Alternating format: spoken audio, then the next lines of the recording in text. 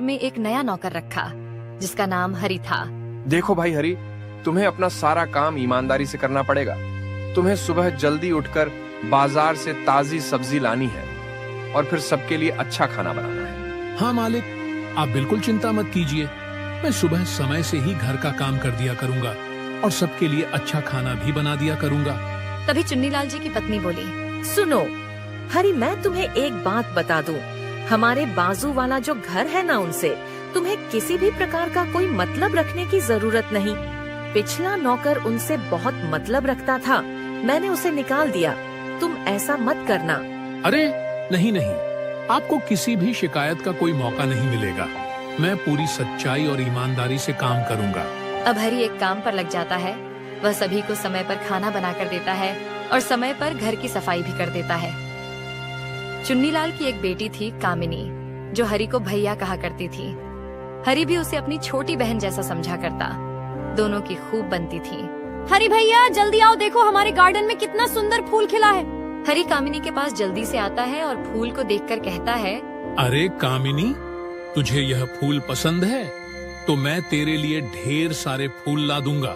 सच में हरि भैया, तो फिर ठीक है, आप मेरे लिए ऐसे ढेर सारे फूल लाना। मैं उनका गजना बनाकर अपने बालों में लगाऊंगी। मुझे फूलों का गजरा बहुत ज्यादा पसंद है हरि भैया। लेकिन कामिनी, मुझे एक बात बता, बाजू वाले घर में इतने सारे फूल लगे हैं, हम इन्हीं से फूल मांग लेते हैं। ये हमें फूल देने से मना कोई करेंगे? अरे ना ना भैया, ऐसी गलती मत करना, वरना माँ बहुत गुस्सा हो जाएगी। कहीं माँ गुस्से में आकर तुम्हें काम से ना निकाल दे। हाँ कामिनी, तू सही कह रही है, लेकिन ऐसा भी भला क्या गुस्सा? यह तो हमारे पड़ोसी है, इनसे तो हम कोई भी मदद ले सकते हैं ना। अरे भैया, आप नहीं जानते, वो मेरे चाचा का घर है। सालों पहले जमीन जायदाद के मामले में इनके आपस में दुश्मनी हो गई थी, जो अभी तक चल रही है। और उसे दिन से ही चाचा और पापा जी एक दूसरे से बात नहीं करते और ना ही एक दूसरे के घर जाते हैं। अच्छा, ऐसी बात है, इसलिए तुम्हारे पिताजी और चाचा जी बात नहीं करते? वह दोनों बातें कर ही रहे थे कि तभी गौरी हरि को आवाज देती है और कहती है, हरि देख रहा है बाजू वाले घर से अलग अलग तरह के खानों की खुशबू आ रही है। हाँ मालकिन, आप सही बोल रही हैं। सुबह से ही अच्छे अच्छे खानों की खुशबू आ रही है। तुझे पता है, वह लोग जानबूझकर ऐसा करते हैं ताकि खुशबू सूंघ कर हम लोग जले। तू ऐसा कर, बाजार चला जा और अलग अलग पकवान बनाने का सामान ले आ। जी मालकिन, ठीक है, आप चिंता मत करो। मैं बाजार जाता हूँ और अच्छे अच्छे पकवान बनाने का सारा सामान ले आता हूँ और कुछ ताजा सब्जियाँ भी ले आऊंगा। इन सब में परेशान तो मुझे ही होना पड़ेगा, पर अब कर भी क्या सकता हूँ। हरि बाजार से वह सारा सामान ले आया और फिर किचन में जाकर खाना बनाने लगा। गौरी हरि की मदद करने लगी। तभी गौरी की कोई सहेली आ गई। गौरी हरि से बोली, हरि ऐसा करो कि बाकी का खाना तुम बना लो, हम दोनों सहेलियों के लिए कुछ खाने को भी पहुंचा देना। मेरी सहेली आ गई है तो खाना तुझे अकेले ही बनाना पड़ेगा। ठीक है मालकिन, आप चिंता मत करो, मैं सारा काम संभाल लूंगा। गौरी ऐसा कहकर वहाँ से चली जाती है। हरि खाना बनाता हुआ मन में सोच रहा था, इतना सारा खाना अब मुझे अकेले ही बनाना पड़ेगा। चलो कोई बात नहीं, बना लेता हूँ। दूसरी तरफ गौरी अपनी सहेली से बातें कर रही थी। कविता बोली, तुम्हें पता है गौरी बहन, मैं मुन्नीलाल भैया के घर गई थी। बड़ा ही स्वादिष्ट हलवा बनाया था उन लोगों ने, और साथ में पूरी भी। चुन्नीलाल भैया के घर में तो बहुत अच्छे अच्छे पकवान बनते हैं। हमारा नौकर हरि भी बड़ा ही स्वादिष्ट खाना बनाता है। आज तो तुम खाना खाकर ही जाना, इतने दिन में आई हो तुम। आज मैं तुम्हें बिना खाना खाए यहाँ से नहीं जाने दूंगी। आज तुम हमारे घर का भी खाना खाकर देखना। ठीक है गौरी, जैसा तुम बोलो। हरि ने खाना बनाया और सभी को खाना खिलाया। जब सब खाना खा रहे थे तब गौरी कविता से बोली, अब बताओ कविता, हमारे घर का खाना ज्यादा स्वादिष्ट है ना? हाँ गौरी, तुम सच कह रही हो। हरि तो सचमुच बहुत अच्छा खाना बनाता है। गौरी बहन, आज तक इतना स्वादिष्ट खाना मैंने कभी नहीं खाया। मेरा तो पेट ही नहीं भर रहा, मन कर रहा है बस खाती रहूं खाती रहूं। अगले दिन गौरी हरि को बुलाकर कहती है, हरि देख रहे हो मुन्नीलाल, भैया के यहाँ बाहर साफ सफाई का काम चल रहा है। अगर उनका घर बाहर से साफ दिखेगा और हमारा नहीं दिखेगा तो लोग यही कहेंगे कि हम साफ सफाई नहीं रखते। ऐसा करो, तुम जाओ और बाहर से दीवारों की साफ सफाई और पुताई भी कर लो। लेकिन मालकिन अभी मेरा खाना नहीं बना और अभी तो घर के अंदर के कुछ छोटे मोटे काम भी बाकी है। यदि मैं बाहर का काम करूंगा तो यह सब काम रह जाएगा। अरे खाना मैं बना लूंगी, तुम जाओ और जाकर पुताई और सफाई कर लो। तुम चिंता मत करो, घर के अंदर का सारा काम मैं खुद कर लूंगी, तुम बाहर का काम देख लो। हरी बाहर की साफ सफाई करने लगता है और मन ही मन सोचता है, हे भगवान, यह तो बड़ी ही मुसीबत है।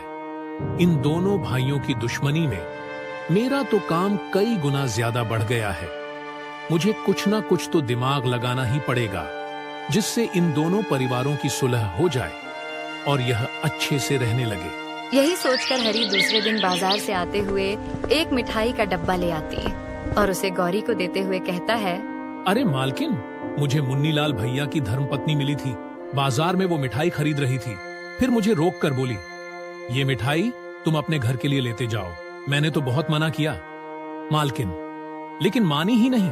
वो बोली, जैसे भी है लेकिन है तो हमारे अपने, तुम ले जाओ। मैं इसे ले आया। मालकिन, अब आप कहे तो मैं इसे फेंक देता हूँ। अरे नहीं नहीं हरी, तुझे कुछ नहीं समझता। अगर किसी दुश्मन ने भी प्रेम से कुछ दिया है तो हम उसे फेंक तो नहीं सकते ना। तू ऐसा कर, ये मिठाई पूरे घर में बांट दे और ला मुझे भी एक पीस दे दे और तू भी खा लेना। फेंकने की कोई जरूरत नहीं है हरी। हरी ने मिठाई सबको बांटी और बड़ा ही खुश हुआ। अगले दिन हरी ने नाश्ते में खीर बनाई और एक डब्बे में वो खीर रखकर चुपचाप से मुन्नीलाल के घर पहुंचाकर उसकी पत्नी से बोला, शीला मालकिन, आपको खीर बहुत पसंद है ना? यह गौरी मालकिन ने आपके लिए भेजा है और उन्होंने मुझसे कहा है कि मैं उनका नाम ना बताऊं। अच्छा, गौरी ने ऐसा कहा।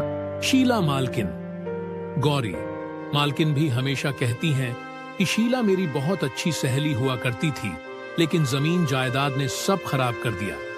पहले हम दोनों बहनें बहुत अच्छे से रहा करते थे, एक साथ खाना बनाया करते थे और बहुत सारी बातें भी किया करते थे। यह सब बातें कई बार गौरी मालकिन कहती रहती हैं। अच्छा, क्या तुम सच कह रहे हो? अरे मालकिन, वह तो यह भी कहती हैं कि भाड़ में जाए ऐसी जमीन जायदाद जो रिश्तों को खराब कर दे। हरी के जाने के बाद शीला अपने पति से कहती है, अजय सुनते हो, मैं कहती हूँ कि परसों के दिन हमारे घर में जो पूजा है ना, उसमें चुन्नीलाल भैया और उनके परिवार वालों को भी हम बुलाएंगे। क्या यह तुम क्या कह रही हो शीला? तुम्हें पता नहीं उन लोगों ने हमारे साथ क्या क्या किया था? हम नहीं बुलाएंगे उन्हें। अरे बीती को बिसार देने में ही समझदारी है। अब कब तक आप दुश्मनी लिए बैठे रहेंगे? मैं बता देती हूँ, अगर वो लोग नहीं आएंगे तो पूजा में मैं भी नहीं बैठूंगी।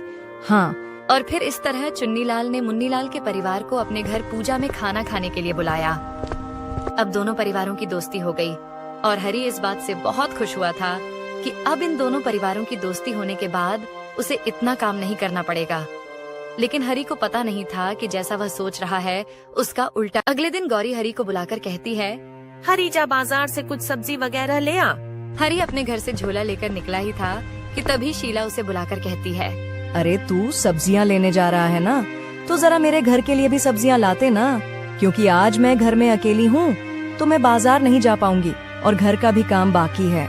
जी छोटी मालकिन, आप चिंता मत कीजिए, मैं हमारे घर के लिए ताजा सब्जी लेने जा रहा हूँ, तो बाजार से आपके घर के लिए कुछ ताजा सब्जियां ले आऊंगा। अब हरी को रोज दोनों घरों के लिए सब्जी लेने जाना पड़ता। एक दिन शीला आई और गौरी से बोली, गौरी, मैं कह रही थी कि हरी बहुत अच्छा खाना बनाता है, ऐसा कर आज उसे मेरे घर भी भेज दे, वो मेरे घर का खाना भी बना देगा। हाँ हाँ, हरी चला जाएगा, तुम चिंता मत करो। बेचारा हरी अब तो पहले से भी ज्यादा परेशान हो गया। अब आए दिन उसे अपने घर के साथ साथ मुन्नीलाल के घर का काम भी करना पड़ता था। हरी एक दिन परेशान होकर अपने आप से बोला, हे भगवान, मुझे तो लगता है मैंने इन दोनों को मिलाकर अपने ही पैरों पर कुल्हाड़ी मार ली है। मुझे कुछ ना कुछ तो करना ही होगा, वरना यह दोनों घर वाले मुझसे काम करा करा कर मुझे दुबला कर डालेंगे। हाँ। और यही सोचकर हरी ने अपने दिमाग में एक प्लान बनाया। उसके बाद हरी अपने मन में बोला, जैसे मैंने इन लोगों को मिलवाया है वैसे ही इन सबको अलग भी करना पड़ेगा, नहीं तो यह लोग मुझे ऐसे ही परेशान करते रहेंगे।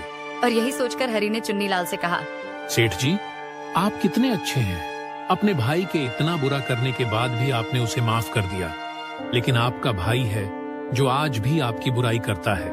ऐसा कहकर हरी वहाँ से जाने लगा। तभी चुन्नीलाल बोला, अरे हरी, इधर आओ और बताओ मुझे कि मुन्नीलाल मेरे बारे में क्या बोल रहा था। अरे नहीं नहीं मालिक, जाने दो। मैंने कहा ना बताऊं। मैं सब्जियां लेकर आ रहा था तो वह अपने दोस्त से बात कर रहे थे कि मैंने अपने भाई को माफ कर दिया।